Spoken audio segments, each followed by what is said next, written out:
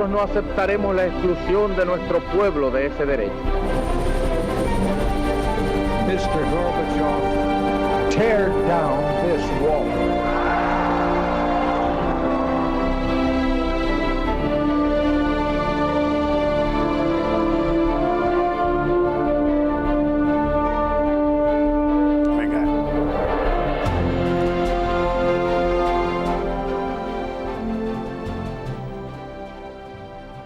Muy buenas noches, señoras, caballeros, bienvenidos a Tiempos Modernos. Este es un programa de historia y las ideas también son historia, hacen la historia. Estamos acostumbrados a jugar el siglo XX y lo que llamamos de XXI como una especie de gran oposición entre capitalismo y socialismo. Es verdad, de hecho es lo que pasó, pero desde que empieza el siglo XX hasta los años 20, 30, una cosa así, hubo muchísimas ideas distintas, alguna de las cuales pudo haber tenido éxito. Concretamente hubo muchos intentos de trazar una línea entre el capitalismo y el socialismo, de buscar una alternativa. Hay infinitos esfuerzos en este terreno y uno de los más conocidos es lo que se llamó el distributismo, Chesterton, Belloc, etcétera, muy basado en la doctrina social de la Iglesia. Vamos a hablar hoy de eso, del distributismo. ¿Era posible? Y sobre todo, ¿qué fue esto? Europa conoció entre las dos guerras mundiales numerosas teorías y filosofías que buscaban un camino más allá del capitalismo y el socialismo. Las calamidades de la Segunda Guerra Mundial ahogaron a la mayoría de estas ideas, pero en muchos aspectos siguen vivas. Un ejemplo, el distributismo, una teoría económica de cuño católico ideada entre otros por Chesterton y Belloc. El distributismo parte de esta reflexión. La civilización europea, cristiana, se sustenta sobre una sociedad de hombres libres y esa libertad se basa a su vez en la propiedad. De hecho, el grado mayor de la justicia social consiste en que todo el mundo pueda ser propietario sin invadir la propiedad de otro. Ahora bien, el camino de la civilización en los últimos años ha ido en otra dirección. El número de propietarios disminuye mientras aumenta la cuantía de sus propiedades. Así, aumenta también el número de expropiados, de personas que ya no tienen acceso a la propiedad, con lo cual emerge el socialismo. Este proceso significa una terrible amenaza para la base misma de la civilización cristiana. Frente a esa degeneración de las ideas de libertad y propiedad, los distributistas proponen materializar una concepción real de la libertad, restaurar la dignidad del hombre y de la independencia de las familias, todo ello salvaguardado de forma apropiada por la distribución de la propiedad. Chesterton y Belloc enlazan aquí plenamente con la doctrina social de la Iglesia, que también buscaba desde finales del siglo XIX una vía alternativa a la oposición capitalismo-socialismo. El distributismo parte de la idea de bien común, una sociedad que esté al servicio del ser humano. El Estado debe garantizar el libre desarrollo de las instituciones naturales, la familia, los grupos, las asociaciones, las realidades territoriales locales, etc. El Estado no está para suplantar a la sociedad, sino para cubrir aquellas cuestiones donde la iniciativa social no llega. Eso se llama subsidiariedad. Los distributistas consideran también fundamental la participación de las personas en la vida pública. Nadie puede gobernar legítimamente a espaldas de la gente. La propiedad, añaden, está al servicio del hombre, no al revés. Es decir, que el derecho a la propiedad privada no puede implicar que se desposea al prójimo. Una sociedad debe ser ante todo una comunidad, un espacio de relación mutua al servicio del interés general por encima del individualismo. Para los distributistas, el trabajo es más importante que el capital, porque es obra, creación y el espacio natural de vida, familiar, laboral, etc. Es más importante que el mercado abstracto. Así pensaban Chesterton y Belloc y otros muchos. Son ideas que hoy, un siglo después de ser enunciadas, siguen teniendo vigencia. Juan Fluger, muy buenas noches. Muy buenas noches. Es verdad que siguen teniendo vigencia. En realidad lo que sigue teniendo vigencia es primero la pregunta y luego el malestar. Las dos cosas. Y seguramente eso es lo que hace que, a pesar de que hace más de 100 años que se enunciaron estas ideas, siga siendo, ¿cómo decir?, recurrente volver la mirada a ellas, ¿no? Es que cuando alguien dice... Yo muchas veces he tenido en foros de debate introducido el distributismo y me dice, ¿pero dónde vas con unas ideas de principios del siglo XX? Una teoría. Y claro, hay que recordarles que el liberalismo nace en en el 18 y que el comunismo nace en 1848, el socialismo en 1848, que por lo tanto esta sería de las grandes corrientes de pensamiento económico la más moderna de todas y que además ha tenido también actualizaciones como ha tenido la otra. Por lo tanto, la actualización del pensamiento de la doctrina social de la Iglesia a través del distributismo ha evolucionado quizás más rápido y quizá más honestamente que la evolución que hayan tenido el socialismo / comunismo, que ha tenido que evolucionar para tapar las miserias de los crímenes cometidos en su nombre, y que la evolución que ha tenido el capitalismo, que se le ha llamado capitalismo, neocapitalismo, incluso neoconservadurismo, en fin, se ha dado todos los tintes que se quiera para evitar tener que hacer frente a los fracasos cíclicos de esa teoría. Es interesante, vamos a ver, por simplificar mucho. Digamos que el liberalismo, sin ninguna duda buscando la felicidad del individuo, pone el acento en la propiedad y en la circulación del dinero, del capital. Del dinero.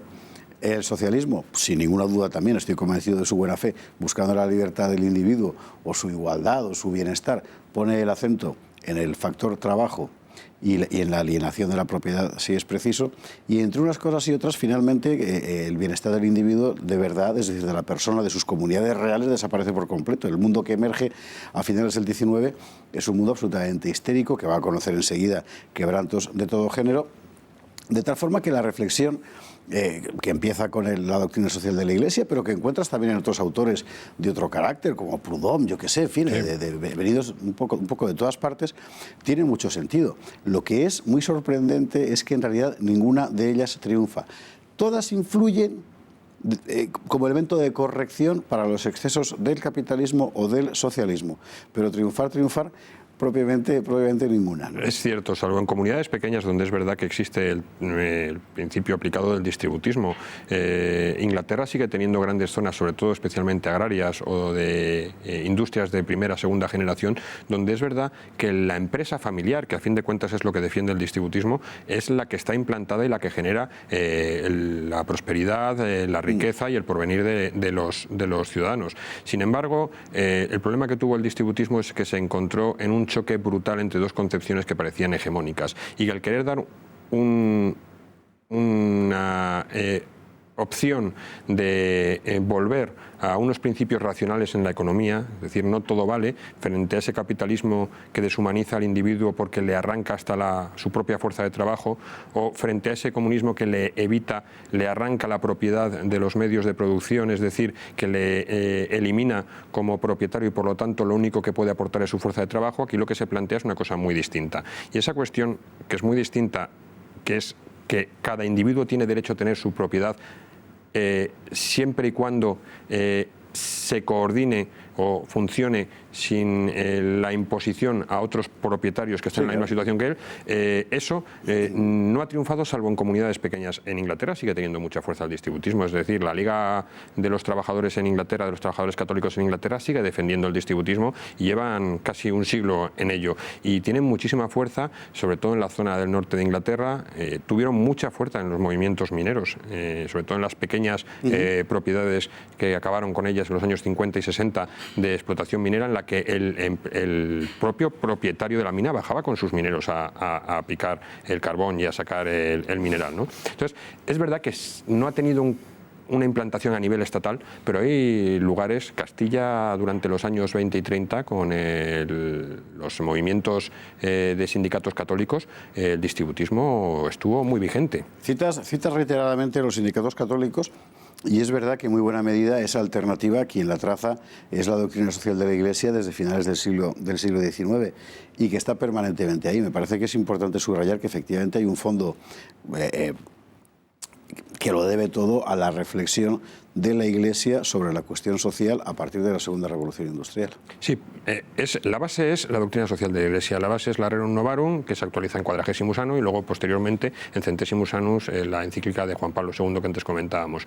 Pero realmente no se queda solo en eso, porque evidentemente la Iglesia no hace una teoría económica, lo que da es unos consejos para la aplicación, según la moral de la Iglesia, del desarrollo económico, cómo debe ser tratado el individuo para no deshumanizarlo, para no quitarle la dignidad dignidad que debe poseer. Entonces hay una serie de pensadores, hay una primera generación de distributistas, que son Belloc, que es Chesterton, por supuesto, que lo que hacen es plantear